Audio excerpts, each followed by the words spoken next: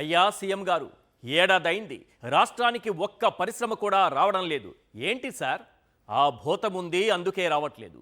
ఇచ్చిన హామీలు ఎందుకు నెరవేర్చలేకపోతున్నారు? ఆ భూతం అడ్డుకుంటోంది అందుకే నెరవేర్చడం లేదు. 5 ఏళ్లలో 20 లక్షల ఉద్యోగాలని ఊదరగొట్టారు. ఇప్పటి వరకు ఒక్క ఉద్యోగమూ ఇవ్వలేదు. పైగా ఉన్న ఉద్యోగాలు కూడా ఊడబీకుతున్నారు. ఏంటి సార్? దీనికి కూడా ఆ భూతమే కారణం. సంపద సృష్టి పేరు చెప్పి ఎడాపెడా అప్పులెందుకు చేస్తున్నారు? దానికి కూడా ఆ భూతమే కారణం. అభివృద్ధి దిశగా అడుగులు ఎప్పుడు వేస్తారు? ఆ భూతాన్ని భూస్థాపితం చేశాక. ఇది భూత వైద్యులు శ్రీ శ్రీ శ్రీ చంద్రబాబు గారి తీరు. ఎల్లో మీడియాలో ఇంటర్వ్యూల నుంచి పారిశ్రామికవేత్తలతో సమావేశాల దాకా ఎక్కడ చూసినా ఎక్కడ విన్నా ఆ భూతం మాట తప్ప నోటి వెంట మరో మాట రావడం లేదు. ఆయన గారి నోటి నుంచి ఆ మాట రావడమే ఆలస్యం. ఇటు ఈనాడు అటు ఆంధ్రజ్యోతి వేపాకులు మంత్రించిన నిమ్మకాయలతో రెడీ అయిపోతున్నాయి. ఇచ్చిన హామీలు నెరవేర్చలేక, పాలన చేతకాక, అభివృద్ధి ఊసేలేక భూతం కబుర్లు భేతాళ కథలతో కాలం గడిపేస్తున్నారు. నిజానికి అభివృద్ధి సంక్షేమం సంస్కరణలకు సరికొత్త అర్థం చెప్పిన నాయకుడు భూతమా? అభివృద్ధి సంక్షేమాన్ని ఎగరగొట్టి వ్యవస్థలను నిర్వీర్యం చేస్తున్న నాయకుడు భూతమా? ఎవరు భూతం? ఎవరిని భూస్థాపితం చేయాలి? కూటమికి ప్రజలు భారీ మెజారిటీ ఇచ్చారు. అందులో టీడీపీకి ఊహించని మెజారిటీ ఇచ్చారు. చంద్రబాబును ఇంకోసారి సీఎంను చేశారు. సంక్షేమానికి అభివృద్ధికి ఇక తిరుగే ఉండదని ప్రజలతో పాటు ఈవీఎంలు కూడా సంతోషించాయి. ఇచ్చిన హామీలు నెరవేర్చి అభివృద్ధి దిశగా అడుగులు వేస్తారని ప్రజలతో పాటు ఈవీఎంలు ఆశించాయి. కానీ ప్రజల ఊహలు, ఈవీఎంల ఆశలు అన్నీ తారుమారయ్యాయి. ప్రతిపక్షంలో ఉన్నా అధికారంలో ఉన్నా చంద్రబాబు అండ్ గ్యాంగ్ జగన్ జపం చేయడం మానలేదు. బాబు గారు తన చేతగానితనాన్ని గత ప్రభుత్వంపై రుద్దే ప్రయత్నం కంటిన్యూ చేస్తూనే ఉన్నారు. ఆర్థిక విధ్వంసం, అరాచకం లాంటి మాటలతోనే ఏడాదంతా గడిపేశారు. ఇప్పుడు కొత్తగా భూతమనే పదాన్ని ప్రయోగిస్తున్నారు. అప్పట్లో సీఎంను సైకో అన్నారు, ఇప్పుడు భూతం అంటున్నారు. వాళ్ళ భాష, వాళ్ళ భావదారిద్ర్యం, వాళ్ళ రాజకీయం అంతే. ఇది పొలిటికల్ జన్యుపరమైన లోపం. దమ్మున్న నాయకుడు, విజనున్న నాయకుడు తన సత్తా ఏంటో పాలనలో చూపిస్తాడు. కానీ ఇలా గత ప్రభుత్వాలపై నెపం నెట్టేసి పబ్బం గడుపుకోవాలని చూడడు. భూతం భూతం అంటూ చంద్రబాబు పదే పదే అనడం చూస్తుంటే ఇతనేమైనా భూత వైద్యుడా అన్న అనుమానం ప్రజల్లో కలుగుతోంది.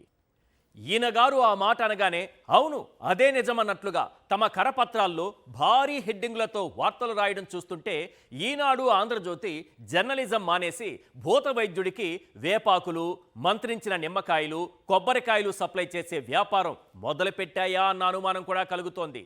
లేకపోతే ఏంటి సార్? సీఎం స్థాయిలో ఉన్న వ్యక్తి భూత వైద్యం, క్షుద్ర పూజ చేతబడనే స్థాయికి ఎదిగిపోవడం నిజంగా ఆశ్చర్యం కలిగించే విషయం.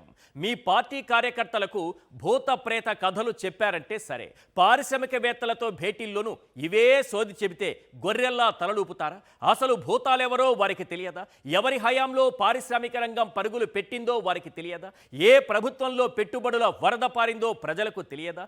ఈ ప్రశ్నల మధ్య ప్రధానంగా వినిపిస్తున్న ప్రశ్నలేంటో ఒక్కసారి మనం స్క్రీన్ పైన చూద్దాం. క్వశ్చన్ నెంబర్ 1, చంద్రబాబు భూత వైద్యుడి అవతారం ఎందుకెత్తారు? క్వశ్చన్ నెంబర్ 2, ఏడాదిగా రాష్ట్రాన్ని పట్టి పీడిస్తున్న భూతం ఎవరు?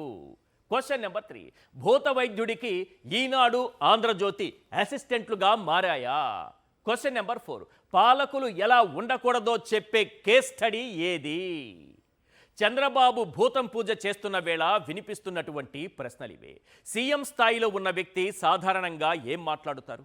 రాష్ట్రం అభివృద్ధి గురించి, ఉద్యోగ ఉపాధి అవకాశాల గురించి, ఇచ్చిన హామీల గురించి, తీసుకురాబోయే పరిశ్రమల గురించి, ప్రారంభించబోయే ప్రాజెక్టుల గురించి, అమలు చేసే పథకాల గురించి ఇవే కదా మాట్లాడాలి. కానీ మన చంద్రబాబు గారు మాత్రం ఆ భూతం మళ్ళీ రాదని హామీ ఇస్తున్నా, ఆ భూతాన్ని శాశ్వతంగా తరిమేస్తా, ఆ భూతాన్ని భూస్థాపితం చేస్తా అంటూ పదే పదే మంత్రించిన నిమ్మకాయల మాటలు మాట్లాడుతున్నారు. అంటే బాబు చేస్తున్నది భూత వైద్యమా లేక భౌతికంగా లేకుండా చేసే కుట్ర అన్న అనుమానం కూడా కలుగుతోంది.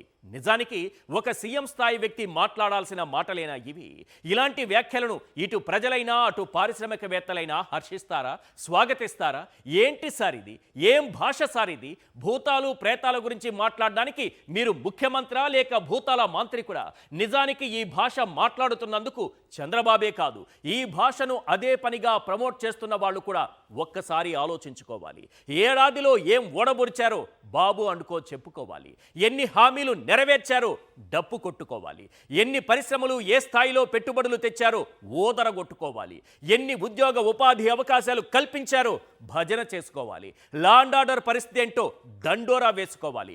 ఎంత సంపద సృష్టించారో సెలవివ్వాలి. అవేవీ లేనప్పుడు, ఇవేవీ చేయటం చేతగానప్పుడు, చెప్పుకోవడానికి ఏమీ లేనప్పుడు ఇలాంటి భూత ప్రేత పిశాచ భేతాల మారే డమ్ డమ్ ఝాంఢం భం భం అని శ్మశానాల్లో చిందులు వేస్తారు.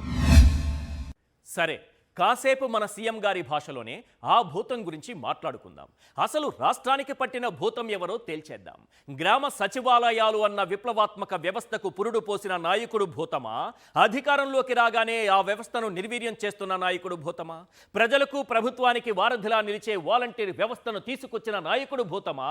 వాలంటీర్లకు 5,000 కాదు 10,000 పారితోషికం ఇస్తానని చెప్పి తీరా అధికారంలోకి వచ్చాక ఆ వ్యవస్థను కనుమరుగు చేసి ఏకంగా 2,60,000 మంది పొట్టగొట్టిన నాయకుడు భూతమా?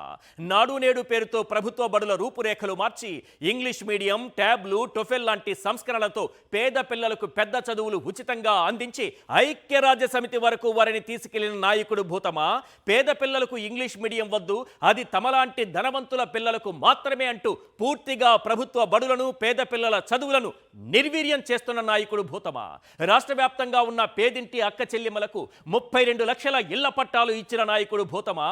అమరావతిలో పేదలకు ఇళ్ల పట్టాలిస్తే సెంటు కంపంటూ వారిని తరిమి కొట్టిన నాయకుడు భూతమా? పేద విద్యార్థులకు వైద్య విద్యను అందించే దిశగా 17 కొత్త మెడికల్ కాలేజీల నిర్మాణం చేపట్టి అందులో 5ని పూర్తి చేసిన నాయకుడు భూతమా? పీపీపీ విధానంలో ఆ మెడికల్ కాలేజీలను ప్రైవేటు వారి చేతుల్లో పెట్టి పేద విద్యార్థుల ఆశలకు గండి కొడుతున్న నాయకుడు భూతమా? రాష్ట్రంలోని సుదీర్ఘ సముద్ర తీరాన్ని సద్వినియోగం చేసుకుంటూ వాణిజ్యం, ఉపాధి కల్పించేలా 4 పోర్టులు, ఫిషింగ్ హార్బర్లు, ఫిష్ ల్యాండ్ సెంటర్లు నిర్మాణం చేపట్టిన నాయకుడు భూతమా? వాటిని ప్రైవేటు వారి చేతుల్లో పెడుతున్న నాయకుడు భూతమా? పేదలకు మెరుగైన ఉచిత వైద్యం అందించే ఉద్దేశంతో విలేజ్ క్లినిక్, ఫ్యామిలీ డాక్టర్, ఆరోగ్యశ్రీతో 25 లక్షల వరకు ఉచిత వైద్యం అందించిన నాయకుడు భూతమా? అధికారంలోకి రాగానే ఆ సంస్కరణలు అన్నింటినీ నిర్వీర్యం చేసి వైద్య వ్యవస్థను ప్రైవేటు చేతుల్లో పెడుతున్న నాయకుడు భూతమా? మద్యం ధరలు పెంచి బెల్ట్ షాపులు, పర్మిట్ రూములు పూర్తిగా ఎత్తేసి మద్య నియంత్రణకు కృషి చేసిన నాయకుడు భూతమా? బెల్ట్ షాపులు, పర్మిట్ రూములకు ఫ్రీ హ్యాండ్ ఇచ్చేసి మద్యం ఏరులై పారిస్తున్న నాయకుడు భూతమా? ఆర్థిక క్రమశిక్షణతో రాష్ట్రాన్ని ప్రగతి బాటలో నడిపించిన నాయకుడు భూతమా?